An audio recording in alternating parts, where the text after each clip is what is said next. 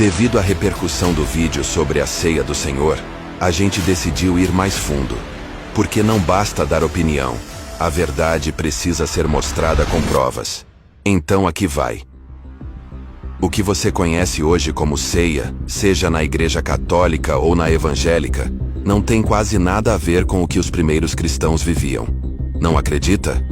Vamos para a Bíblia primeiro.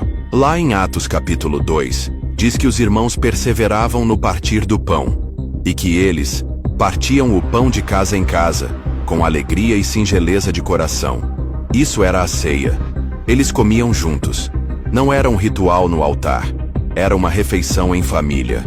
Em 1 Coríntios 11, Paulo escreve uma das exortações mais fortes da Bíblia. Ele diz: quando vocês se reúnem, não é a ceia do Senhor que vocês comem. E por quê? Porque cada um comia por conta própria. Uns se empanturravam, outros passavam fome. Paulo não estava descrevendo uma cerimônia simbólica. Ele estava falando de uma refeição real, de gente que trazia comida, vinho e partilhava com a comunidade. E olha o que ele diz em 1 Coríntios 11, 29. Quem come e bebe sem discernir o corpo, come e bebe juízo para si. A maioria pensa que Paulo está dizendo que a pessoa tem que estar santa, pura, sem pecado, para tomar a ceia. Mas Paulo não está falando de santidade individual. Ele está falando de discernir o corpo de Cristo, que é a comunidade, a igreja viva. O erro não era tomar a ceia em pecado. O erro era não enxergar o irmão ao lado. Agora anota aí. Em Judas, verso 12, ele fala das festas do amor, no grego chamadas de ágapes. Essas festas eram a ceia do Senhor. Era assim que os cristãos celebravam, com comida de verdade, partilha real, todos juntos, sem altar, sem sacerdote. Agora vamos para a arqueologia. Existe uma pintura antiga dos séculos II, nas catacumbas de Priscila, em Roma. É conhecida como Fractio Panis, ou o partir do pão. Sabe o que ela mostra? 7 pessoas sentadas em volta de uma mesa, com pão, vinho e peixe. Estão partilhando juntos. Não tem púlpito, não tem padre, não tem cálice consagrado. É uma ceia, de verdade. Isso está lá, debaixo da terra, preservado como testemunho da prática original dos cristãos, antes da religião tomar conta. Mas aí veio o Império Romano. No século IV, com Constantino, o cristianismo virou religião oficial do Estado. Aí acabou a comunhão. Nasceram as catedrais.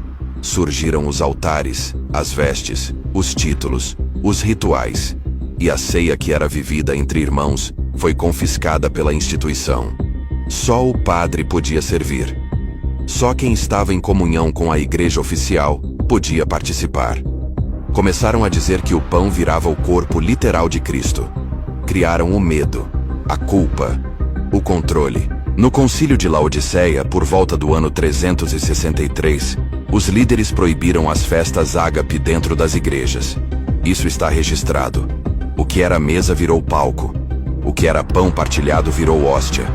O que era evangelho virou liturgia. E agora segura essa. Quando veio a Reforma Protestante, no século XVI, a ceia continuou sendo liturgia. Lutero ainda cria na presença real no pão. Calvino via a ceia como símbolo espiritual. Zwinglio dizia que era só um memorial. Mas nenhum deles devolveu a ceia para o povo. Nenhum deles disse: voltem às casas, voltem à mesa. Sabe o que aconteceu? As igrejas evangélicas herdaram a estrutura católica, só trocaram a linguagem. Tiraram a hóstia e colocaram um pedacinho de pão. Tiraram o padre e colocaram o pastor. Mas mantiveram o mesmo formato: culto, liturgia, ritual, exclusão. Hoje em dia, em muitas igrejas evangélicas, a ceia virou um momento de constrangimento. Você ouve coisas como: examine-se a si mesmo, e se não estiver em comunhão com a igreja, não participe. Só para membros batizados. Mas isso nunca existiu no Novo Testamento. Jesus partiu o pão com Judas à mesa. Paulo corrigiu quem excluía os pobres. A ceia não era sobre merecimento. Era sobre memória, não era sobre pureza. Era sobre comunhão. E aí fica a pergunta: quem tirou o povo da mesa? Quem transformou a ceia em cerimônia? Quem trocou a comunhão pela performance? A resposta é simples: a religião institucionalizada. Seja católica ou evangélica, ela se alimenta de liturgia. Porque liturgia se controla. Mas mesa se vive. A ceia do Senhor foi traída quando virou ritual. Porque ela nasceu como gesto de amor, memória da cruz, corpo repartido na vida real. Se quisermos voltar à presença de Cristo, precisamos voltar à mesa. Não à mesa da frente da igreja, mas à mesa entre irmãos. Sem medo, sem hierarquia, sem filtro. Só pão, vinho, memória e graça. Porque foi isso que ele deixou. Não uma liturgia, mas uma mesa.